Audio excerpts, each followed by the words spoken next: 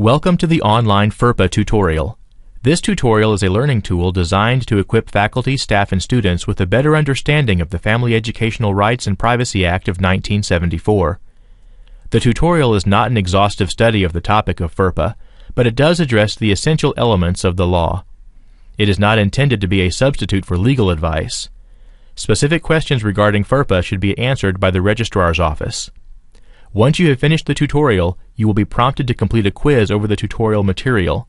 Completion of this quiz with a score of 100% will create a record that you have successfully completed FERPA training. Questions regarding the interpretation and implementation of FERPA may be directed to University Registrar, msu.registrar@murraystate.edu. What is FERPA? The Family Educational Rights and Privacy Act of 1974 helps protect the privacy of student education records.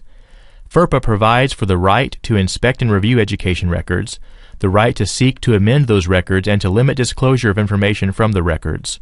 The intent of the legislation is to protect the rights of students and to ensure the privacy and accuracy of education records. FERPA applies to all institutions that are the recipients of federal aid administered by the Secretary of Education. Since FERPA was originally enacted, Congress has amended the law on several occasions.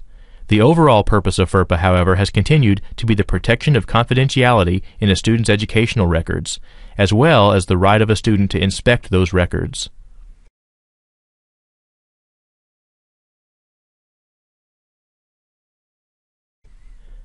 The purpose of FERPA training is twofold. First, MSU would like you to become familiar with how to control access to and the release of information from students' educational records while respecting the students' rights to privacy of their records. Also, this training allows the university and you to be in compliance with FERPA. Who has FERPA rights at the post-secondary level? A student in attendance, regardless of age, and former students are protected by FERPA. The word student applies to all students attending the university, including continuing education students, students auditing a course, and distance education students. Here's a scenario. Mr. and Mrs. Racer are proud of their 15-year-old daughter, Molly. Molly graduated from high school early, and last year they enrolled Molly as a full-time student at MSU. Molly never talks about her experiences at MSU, and her parents have never seen her study. Worried about Molly's success, her parents contact MSU and demand to see her education records. Since Molly is under 18, should MSU disclose Molly's education records to her parents?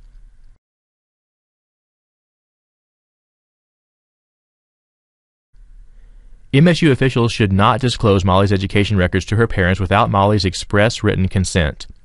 Since Molly is enrolled at MSU, under FERPA she is considered to be an eligible student. Since Molly is considered an eligible student, she is the owner of her education records, not her parents. As the owner, she is the only person who has the right to inspect and review her education records. Molly may choose to authorize MSU to disclose her education records to her parents. Even though Molly is still a minor, she is the owner of her education records. Parents are the owners of education records when the student is enrolled in primary or secondary education, not post-secondary. FERPA is clear in affording a college or university student the authority to release education records. Even a student's spouse does not have the right of access to education records without the student's written consent. What FERPA rights are given to students?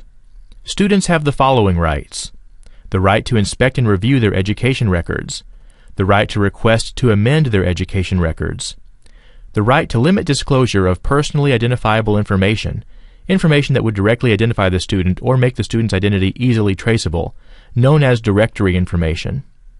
The right to file a complaint with the Department of Education concerning an alleged failure by the institution to comply with the Act.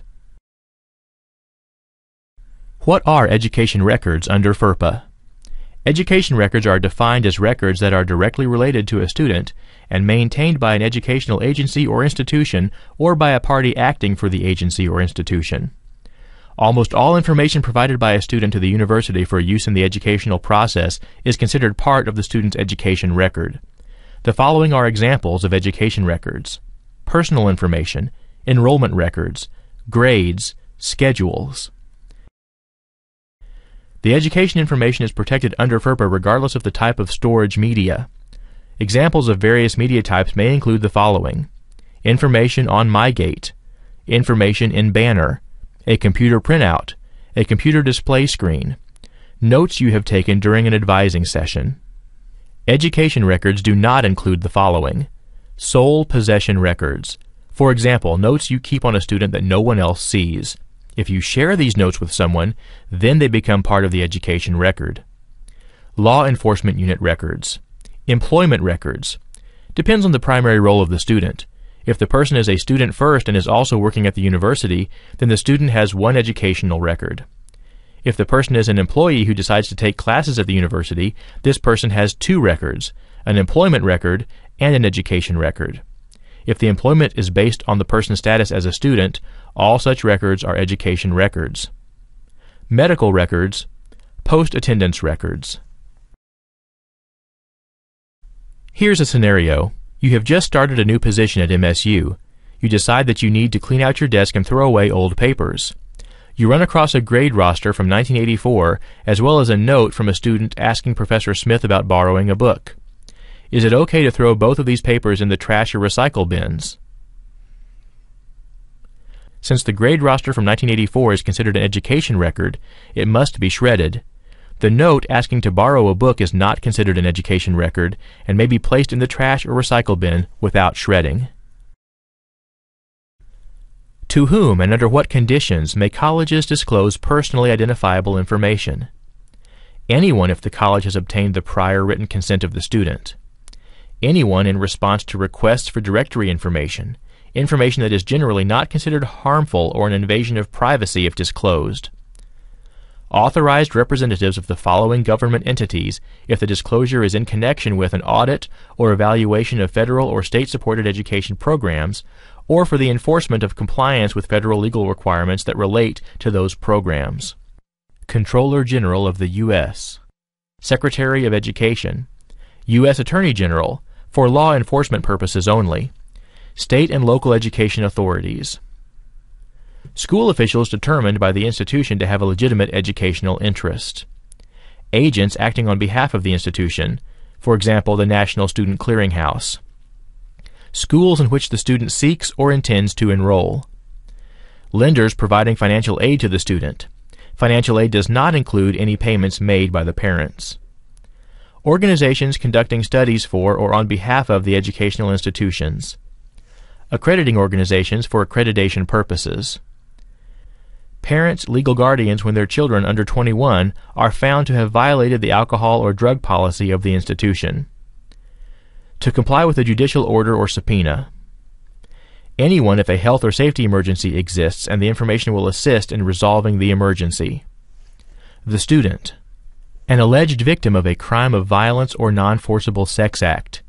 The alleged victim may be given the results of a disciplinary hearing regarding the perpetrator.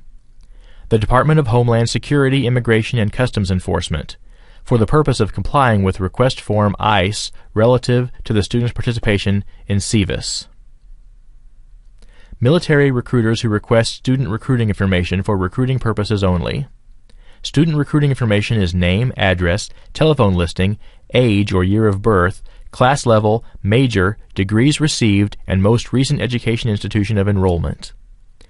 The Internal Revenue Service for purposes of complying with the Taxpayer Relief Act of 1997. Authorized representatives of the Department of Veterans Affairs for students receiving educational assistance from the agency. Here's a scenario. Dr. Doom has posted the grades of all the students in his class on the wall outside of his classroom. This is a FERPA violation. True or false? It depends. The answer depends on how he posted the grades. If the grades are posted by name, Social Security number, M number, or an easily identifiable pattern, then yes, it is a violation of FERPA. If, for example, the grades are posted by a code known only by the student and the instructor, then it may be all right. However, we would still not recommend this practice. Under FERPA, each institution designates what it considers as directory information. Directory information is information from student records that may be released to third parties without a student's consent. Directory information is information that is not considered harmful or an invasion of privacy if disclosed. If the information being requested is not directory information, then it cannot be released to a third party without the student's written consent. When speaking with a student over the phone, you should not release non-directory information during the phone conversation because you cannot verify that you are actually speaking with the student. If the student states that he or she has completed the Consent to Release Information authorization form on MyGate, you will need to look up the student's information on your Teaching Advising tab in MyGate. Once you have located the student, click the Info Release Consent hyperlink to access the following information: who the student has authorized to release confidential information to, what types of confidential information may be released, and the student's security question and answer. MSU considers the following to be directory information: name, addresses, telephone listings, campus email address, date and place of birth, fields of study, participation in officially recognized activities and sports, weight and height of members of athletic teams, dates of attendance, enrollment status, full-time, part-time, not enrolled, degrees, pending and received, awards or honors received, the most recent previous institution attended, and photograph. Non-disclosure of directory information. Students have the right to have directory information withheld from the public if they so choose. When a student wants the directory information to remain confidential, an official request form must be completed in the registrar's office. If a student requests directory information withheld during a term and does not return to MSU after that term, that request remains in force until such a time as a formal written statement removing that hold is received from the student. If a student has requested non-disclosure of directory information, you must not identify that the student has any educational record or file or is attending the university. Employees should always respond by stating that the student's name does not exist in Murray's records.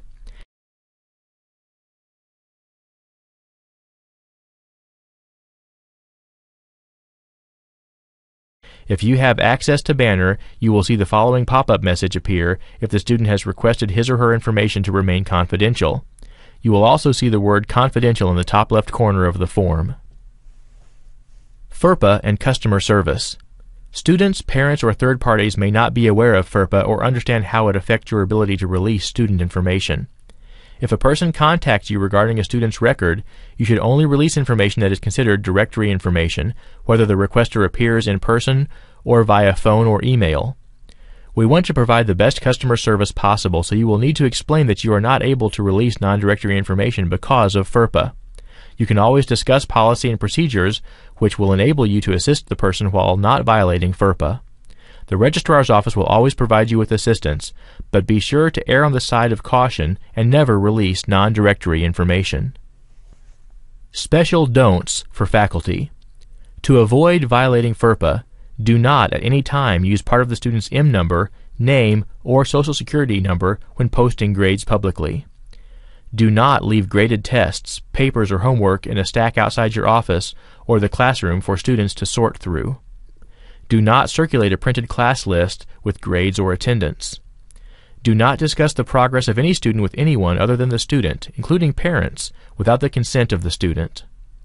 Do not provide anyone with a list of students enrolled in any of your classes for commercial purposes. Do not provide any information about one of your students to the press. Do not include non-directory information in a letter of recommendations without the student's written permission. You've reached the end of the FERPA online tutorial. We hope this tutorial has given you a better understanding of the confidentiality protections that federal law affords the records that colleges and universities maintain about their students. In order to complete your FERPA training, you must take the FERPA quiz and score a 100%. This quiz is a mixture of true, false, and multiple choice questions. The questions are randomized and pulled from a bank of questions. This quiz may be attempted multiple times until a 100% is achieved.